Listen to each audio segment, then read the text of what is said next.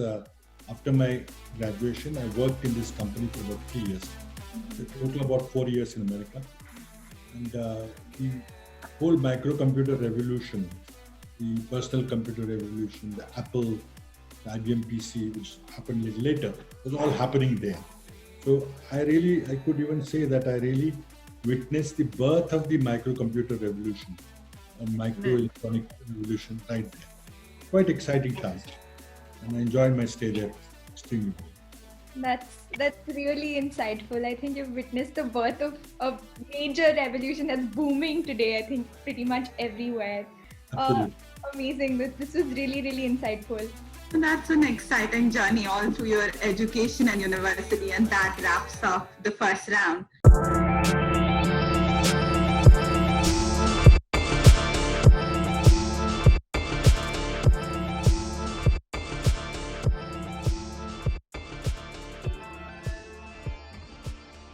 So now we'll move on to how you got into politics and your political initiation phase.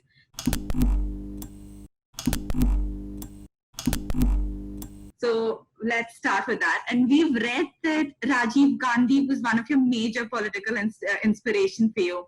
So what was it about him that inspired you the most, and what was it that impacted your life the most about him? So as I said, both my parents were in politics. My father was a member of parliament. He continued for 4-5 terms. He was inducted into Nehru cabinet as a minister in 1962. And that's the year when I went to University. Pilani. So I missed the years when he was a minister. I used to come home for summers and then go back to Maharashtra for summer vacation. He passed away in 1973 when I came back from United States. After about 5 years in States, my master's degree and about 3 years of work experience, I decided to come back. That is a long story how I came back.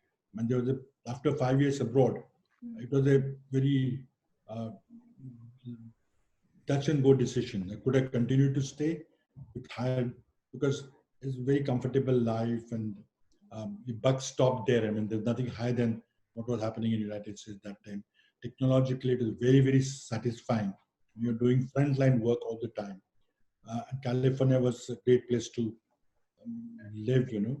You could go on the beach, or you could go on the, do for skiing, same weekend. It's a great place to, very great, fantastic. There's San Francisco, very lively city. Berkeley itself was interesting. But I made a decision to come back. And I came back here and was not sure whether I should join a company, work. I did interview some people, but I was not very excited about that. But at the same time, another friend of mine, who was also in Berkeley with me together, from electrical engineering discipline, from Delhi IIT, he and I decided together to do what you would today call a startup. Okay. So since I had a solid design experience for 4 years in America, I didn't do any industrial engineering or computer software, but hardcore design. And we started a small company. By that time, my father passed away, and my mother became a member of parliament in his place. Okay. She was spending half her time in Delhi, and Karad, the place, was fairly backward still. No question of any industrial activity or any electronics or telecommunications or computers there. So I thought that if we had to do something, it had to be Bombay or Pune or Delhi. And I had nothing in Mumbai or Pune. I didn't belong to those places. So I had a place in Delhi because my mother was a member of parliament. So we chose, and my friend was from Delhi. We chose to do something in Delhi and founded a small hardware company based on the newly emerging field of microprocessors. So what you could broadly call microprocessor-based systems for defense and for various purposes. We didn't have computers then. So I remember we built our first computer initially days using microprocessors, and very exciting times. Chips were very difficult to come by. We had to import restrictions were huge. So it will be great circus to see that imported chips became available for us to construct circuits and to build computers. So first computer, very, very ordinary, simple, with the 8-bit microprocessor, we built one. So every time when you connected a CRT terminal or when you collected a floppy disk or a hard disk, was a very exciting journey. But we built a lot of microprocessor-based electronic systems for defense, for air defense, for anti-submarine warfare, for missile control systems and all that. I think it was very specially designed manufactured kind of a work to a specific customer, which was either Navy or Indian Air Force or Army. And it was not a general purpose marketing kind of a thing. Mm-hmm. And we also chose deliberately to stay away from software, which apparently financially perhaps was a mistake, because the software boom was to happen later on. And we thought that, well, we're not creating anything in software. So we created things, built equipment, which we gave. And so that was a time when I sort of chanced upon and realized right from my days in America that computers are going to be a revolution. It's going to be an important thing, was seen. Of course, even then we didn't realize the impact that it would make and that it has made today. But at that time also realized it's going to be very, very critical technology and would be important in time to come. But when used to be working with computers, the ones we build ourselves and whatever, of course, in our times in Berkeley, computers used to be all mainframe computers, and we had to have a bunch of punch cards, which you've probably not even seen today. Yeah. And programs to be entered through a deck of punch cards, and you had to sit all night to await your turn when the punch cards deck will be accepted by the computer and it will return the output to you. Very exciting times. But it was very clear that computers were going to be a revolution. And then suddenly things struck us, we were working in our field, that these computers only work in English. And so if you do not know English, like most of the Indians did not know English, and almost, I would say 95% people were usually not familiar with English. So this new revolution again will pass the country completely by, because rural folks who only speak local languages and have no knowledge of English. And that was unacceptable, because then we again remained in the dark ages of technology. So some of us thought that, well, look, the Chinese are doing it, the Japanese are doing it. Could we have our Indian languages working in our computers? So we got excited about it. We're too small a company, nothing very big to do gigantic work. Some major companies were trying to do something about it. One Delhi-based electronic company tried to make a Hindi computer. Okay. It was a mistake. It didn't succeed. The effort collapsed. But everybody tried to do whatever because it was required. Rajiv Gandhi became Prime Minister around that time, and he wanted to usher computers. And he told people to start computerizing, and a lot of pilot projects were run in various districts for land record, computerization of land records, and the cooperative sugar mills in Maharashtra. Computers sent, and computers were being utilized for these things, but suddenly they realized that if you print out a land record in English and give it to a farmer, he's just, 𝐂𝐫𝐞𝐝 𝐓𝐴 barabar type, nothing, not made sense. Then late Rajiv Gandhi realized that this has to work in our local scripts in Tamil, in Gujarati, in Marathi, in Oriya. And then he started a search that does anybody from the then Indian industry has anything to do with computerization in the English languages. As I said, some of us were excited about that topic. We had started working on it. And we had done some work, and substantial work. And so the Department of Official Languages, there's a department in Government of India under Home Ministry, whose work is to make sure that all equipment which is available in English is also available in Hindi, that being the second official language. There's a full-fledged department. Those people contacted us, and people are doing something. the Prime Minister would like to see what you're doing. And they called us. The late Mrs. Gandhi was assassinated. There was a lot of security, black cat commandos and all that. So Home Ministry gave us a ring, said on this and this day in Vigyan Bhavan, Prime Minister would like to see what all is being done in the country. So we also called, and we demonstrated what we had done to him. He was quite excited about what we have been able to do. Because of security reasons and all that, all of us had name tags for security, very strict security then. So he started talking to me. We explained what we were trying to do. And he understood that this would solve the problem he was looking for. It will produce output in any Indian language that we wanted. This is what we had done. Yeah. So he looked at my name, and I spelled my name in a particular way in Maharashtra. So he just asked me, "Are you from Maharashtra?" I said, "Yes, I'm from Maharashtra." Although I used to go and call on him on his birthday or a Dashera, Diwali day. My mother was a very active politician, a senior politician of the Congress party. But that was that. Only among 10,000 people, I also gave him a flower or wished him something once in a year. So that was that. So I never sort of pushed my political linkages there. But in that meeting, he saw my name and asked me whether I was from Maharashtra. I said, "Yes, I'm from Maharashtra." Then he asked me whether you're anyway related to late 𝐓𝐴𝐵 Chavan, who was the Deputy Prime Minister before, sometime. He belongs to my village, my hometown.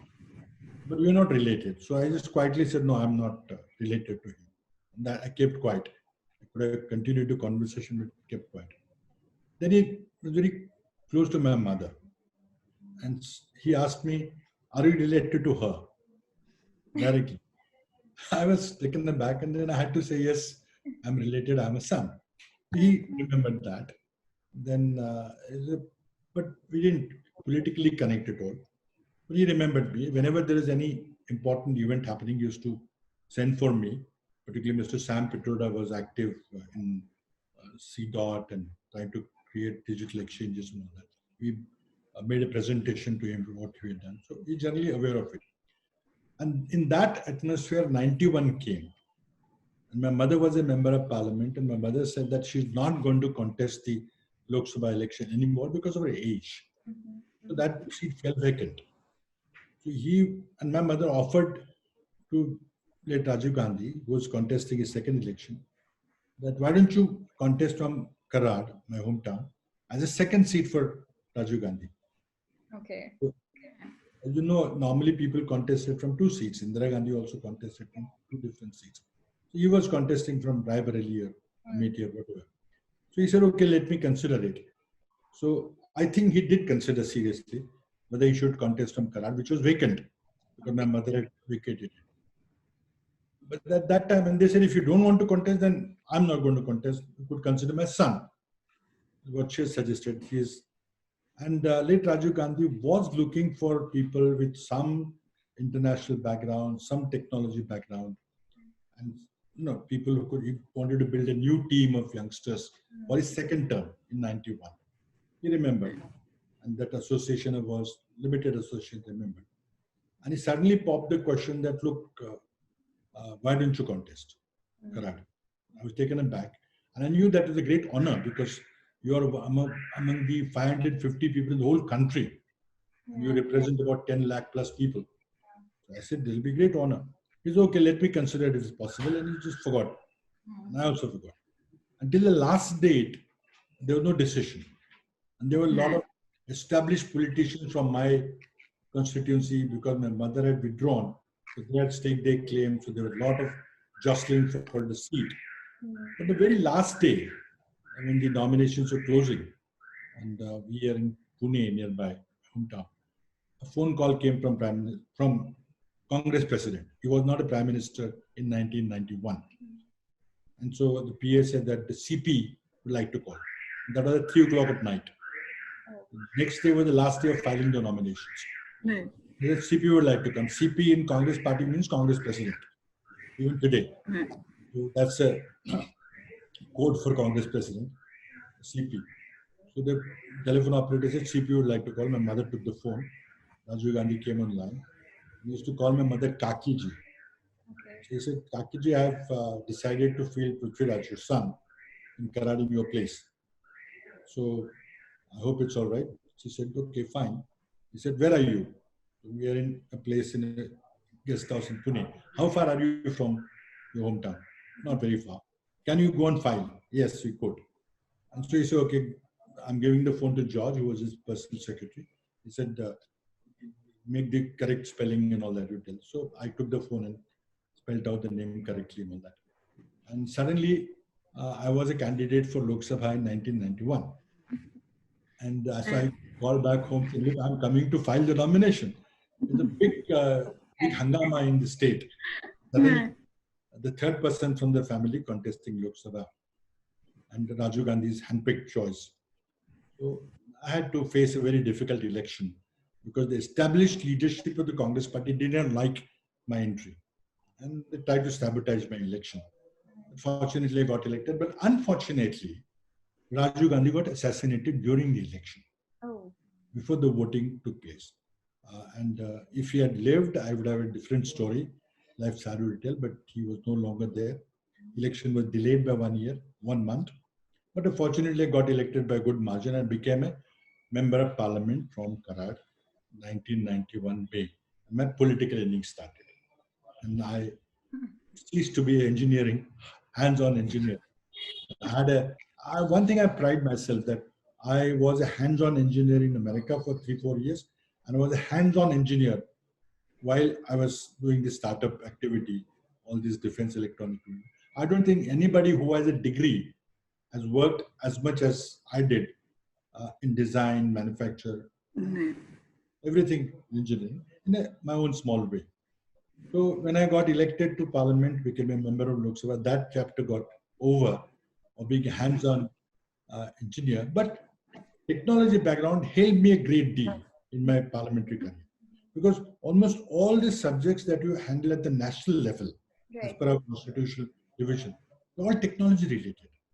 Electronics, space, atomic energy, defense, civil aviation, railways, everything is a huge technology content.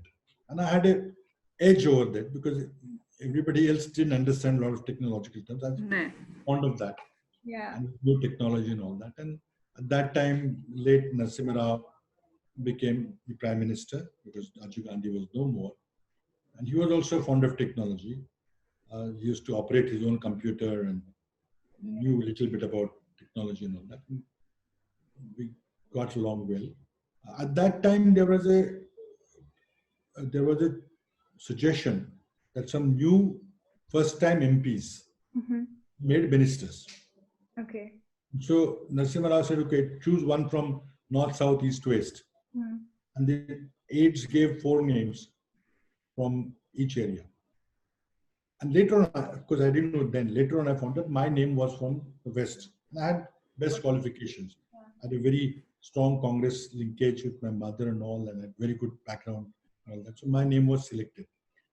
And there were names from north, south, east, and mine was west. So some development took place. I don't want to get into those political developments now, but some Maharashtra leader, senior leader from Maharashtra, challenged Narasimha Rao's leadership to become Prime Minister, and I got associated in that Maharashtra tangle, and I was left out. But the remaining 3 persons were inducted in the cabinet. And I can share names also. One was 𝐂𝐫𝐞𝐚𝐦, who's still a very important Congress leader. The other from South was a gentleman called Namya Gowda, who became a coal minister. Unfortunately, he's no more there. He came in because he defeated a stalwart like Ramakrishna Hegde. So Namya Gowda from Karnataka. And from East, a tribal leader called Pawan Ghatowar became minister. He remained active politician, but I missed out for some political reasons, although I had a very strong claim. So I was a member of parliament from 91 to 96, and I witnessed the economic reforms which were launched by Narasimha Rao and Dr. Manmohan Singh, the finance minister, which completely changed the Indian economy. Later on, I got elected again in 96 and 98. So that was my innings in Lok Sabha. But it's amazing. I think I'm really having fun having this conversation. So insightful. So, I mean, as you said, and you very elaborately described how this thing quite literally happened overnight, right? With that one nomination from engineering to politics. I was given the responsibility to run Gujarat election. It is a big challenge for me.